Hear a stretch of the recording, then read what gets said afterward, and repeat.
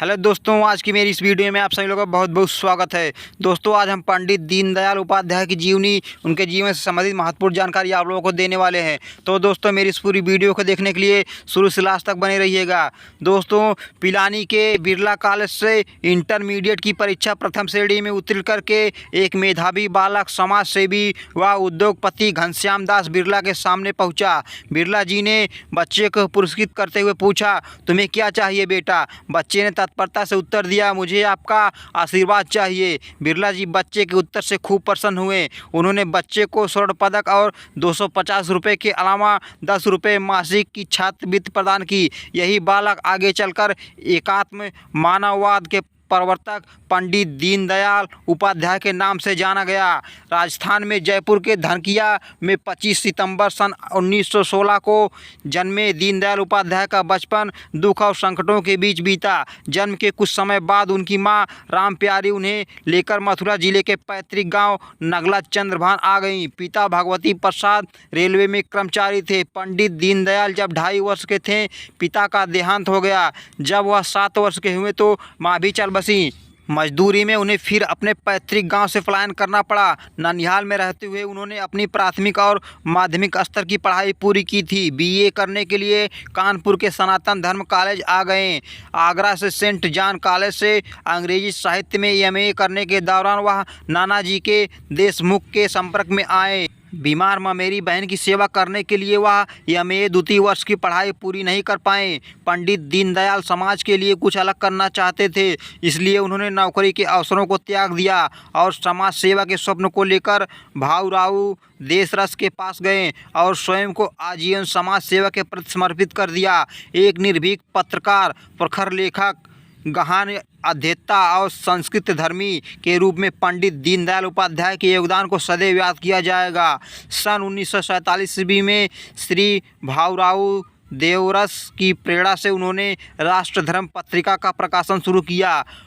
पंचजन्य और दैनिक स्वदेश का प्रकाशन भी यहीं से शुरू हुआ। प्रेस में सामग्री देने से लेकर कंपोज करने और प्रूफ पढ़ने तक के सभी कार्य उन्होंने किए।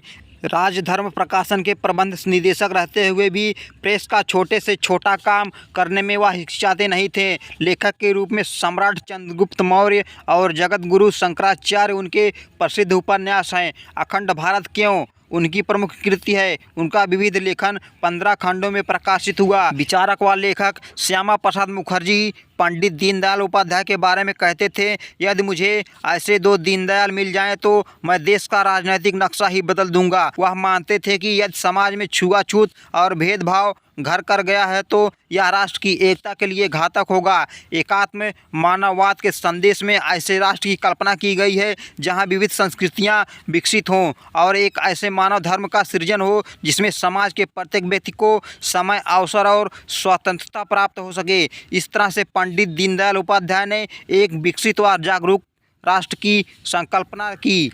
पंडित दीनदयाल उपाध्याय राष्ट्रीयता का आधार भारत माता को मानते थे। वह कहते थे, भारत माता से माता शब्द विच्छेद होते ही भारत केवल भूखंड रह जाएगा। देशवासियों का ममत्व तो माता वाले संबंध से ही जुड़ता है। पंडित दीनदयाल के चरित्र में उनकी विचारों का अद्भुत समावेश भी दिखता है। एक बार वह वाराणसी से बलिया जा रहे थे। तृतीय श्रेणी के डिब्बे में तिल रखने की भी जगह न थी। कार्यकर्ता ने उनका बिस्तर द्वितीय श्रेणी में लगा दिया।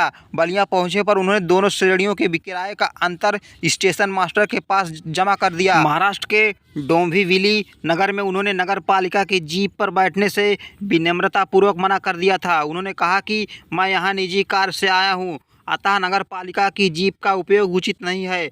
ऐसे अनगिनत प्रसंग हैं जिनसे स्पष्ट होता है कि पंडित दीनदयाल उपाध्याय के जीवन और विचारों में एक रूपता थी। स्वदेशी वस्तुओं के प्रयोग के प्रति उनका आग्रह बड़ा प्रबल था। उड़ीसा के बाबूराव पालधीकर ने लिखा है, एक बार नागपुर में शेविंग के दौरान किसी ने मेरा साबुन उठाकर खिड़की से बाहर फेंक दिया। मैंने गुस्से से नज़र उठाकर देखा तो सामने पंडित जी खड़े थे। वह कहने लगे, जब देसी साबुन उपलब्ध है तो विदेशी कंपनी की बनी वस्तु क्यों प्रयोग कर। उन्होंने कहा, भाई नाराज ना होना, जब हम स्वदेशी वस्तुओं के प्रयोग का उपदेश देते हैं तो हमें स्वयं भी वैसा ही आचरण करना चाहिए, अन्यथा हमारी बात का प्रभाव नहीं पड़ेगा।